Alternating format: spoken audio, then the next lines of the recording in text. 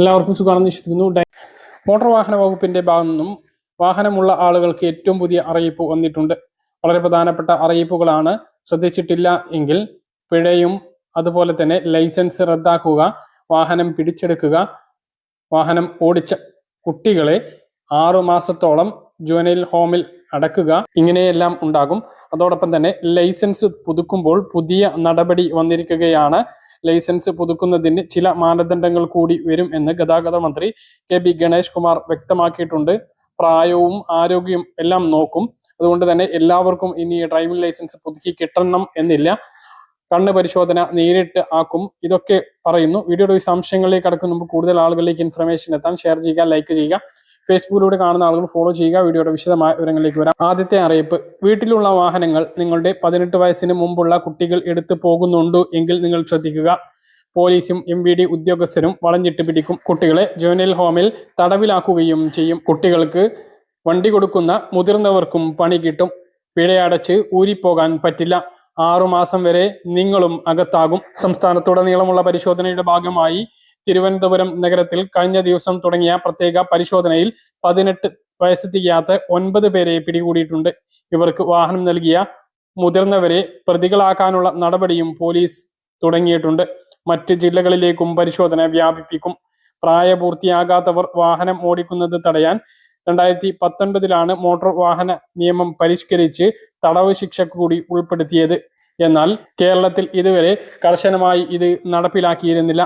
പ്രായപൂർത്തിയാകാത്തവർ ഓടിക്കുന്ന വാഹനങ്ങൾ അപകടം ഉണ്ടാക്കുന്നത് പതിവായതോടെയാണ് കർശനമായി ഇത് നടപ്പിലാക്കാൻ ഇപ്പോൾ സംസ്ഥാന ഗതാഗത വകുപ്പ് തീരുമാനിച്ചിട്ടുള്ളത്. 25,000 രൂപ പിഴ, 6 മാസം തടവ്, ഇതാണ് പ്രധാനപ്പെട്ട ശിക്ഷ. കുട്ടി വാഹനം ഓടിച്ചാൽ RC ഉടമയോ വാഹനം കൈവശം വെച്ചിരിക്കുന്ന ആളോ മുഖ്യ പ്രതിയാകും. 25,000 രൂപ പിഴയും 6 മാസം തടവും വരെയാണ് ശിക്ഷ ലഭിക്കുക. RC സസ്പെൻഡ് ചെയ്യുകയും ചെയ്യും. പ്രായപൂർത്തിയാകാത്ത വ്യക്തികളെ ജുവനൈൽ കോടതിയിൽ ഹാജരാക്കുകയും കുറ്റത്തിന്റെ സ്വഭാവം അനുസരിച്ച് ജുവനൈൽ ഹോമിൽ പാർപ്പിക്കുകയും ചെയ്യും. 25 വയസ്സുവരെ ഡ്രൈവിംഗ് ടെസ്റ്റിന് പങ്കെടുക്കാനും കഴിയില്ല.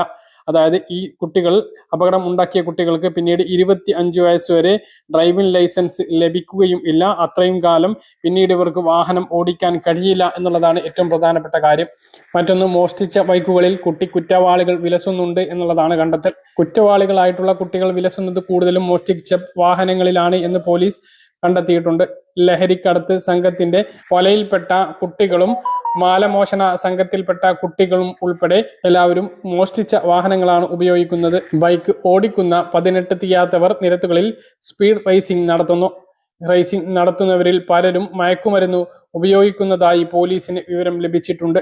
ഈ അടിസ്ഥാനത്തിലാണ് കർശനമായിട്ടുള്ള പരിശോധന ആരംഭിച്ചിട്ടുള്ളത്. അപ്പോൾ 18 വയസ്സിന് താഴെയുള്ള കുട്ടികൾ വാഹനം ഓടിച്ച് അപകടം ഉണ്ടായിക്കഴിഞ്ഞാൽ അത് വലിയ കുറ്റകരമാണ്. അത്തരം കേസുകളിൽ ഇൻഷുറൻസ് തുക ലഭിക്കില്ല. ഇൻഷുറൻസ് കമ്പനി തുക നൽകില്ല. അതിനുള്ള നഷ്ടപരിഹാരം, അപകടത്തിൽപ്പെട്ട് ആരെങ്കിലും മരണപ്പെടുകയോ മറ്റ് നഷ്ടങ്ങൾ ഉണ്ടാകുകയോ ചെയ്താൽ അതിനുള്ള എല്ലാ നഷ്ടപരിഹാരവും വാഹനം ഓടിച്ച കുട്ടിയും അതുപോലെ തന്നെ കുട്ടിയുടെ രക്ഷിതാക്കളും വാഹനത്തിന്റെ ഉടമയും നൽകേണ്ടി വരും എന്നുള്ളതാണ് ഏറ്റവും പ്രധാനപ്പെട്ട മറ്റൊരു കാര്യം. പിന്നീട് ഇത്തരം കുറ്റകൃത്യങ്ങളിൽ പെടുകയാണ് എങ്കിൽ, കുട്ടികൾ പെടുകയാണ് എങ്കിൽ എല്ലാവരുടെയും ലൈസൻസ് റദ്ദാക്കുകയും വാഹനത്തിന്റെ RC റദ്ദാക്കുകയും ചെയ്യും. പിന്നെ കുറ്റത്തിന്റെ ഗൗരവത്തിനനുസരിച്ച് 6 മാസം വരെ തടവും ലഭിക്കും. മറ്റൊരു പ്രധാനപ്പെട്ട അറിയിപ്പ്: ലൈസൻസ് പുതുക്കി നൽകുന്നതിൽ പ്രായപരിധി പരിഗണിക്കും എന്ന് മന്ത്രി ഗണേഷ് കുമാർ പറഞ്ഞു. ലൈസൻസ് ലഭിക്കുന്നയാൾ പൂർണ്ണ ആരോഗ്യവാൻ ആയിരിക്കണം. മെഡിക്കൽ പരിശോധന കർശനമാക്കും. കാഴ്ചാ പരിശോധനാ ഫലം നേരിട്ട് അപ്ലോഡ് ചെയ്യുന്ന സംവിധാനം നടപ്പിലാക്കും. കോട്ടയത്ത് കാർ അപകടത്തിൽ ആലിൻ മരണപ്പെട്ടതിന്റെ പശ്ചാത്തലത്തിലാണ് നടപടി. അപ്പോൾ ലൈസൻസ് പുതുക്കാൻ പോകുന്ന ആളുകൾ പൂർണ്ണമായിട്ടും ഫിറ്റ് അല്ല എങ്കിൽ അവർക്ക്, അതായത് ആരോഗ്യം ഇല്ലാത്ത ആളാണ് എങ്കിൽ അവർക്ക് ലൈസൻസ് പുതുക്കി കിട്ടാൻ പ്രയാസകരമാകും എന്നുള്ളതാണ് ഗതാഗത മന്ത്രിയുടെ പുതിയ അറിയിപ്പിൽ നിന്നും വ്യക്തമാക്കുന്നത്. പറഞ്ഞ കാര്യങ്ങൾ കൃത്യമായിട്ട് മനസ്സിലാണെന്ന് കരുതുന്നു. ഇതുപോലുള്ള ഇൻഫർമേഷൻ ലഭിക്കാൻ ചാനൽ സബ്സ്ക്രൈബ് ചെയ്യുക, ബെൽ ഐക്കൺ എനേബിൾ ചെയ്യുക. മറ്റൊരു വീഡിയോ നമുക്ക് വീണ്ടും കാണാം.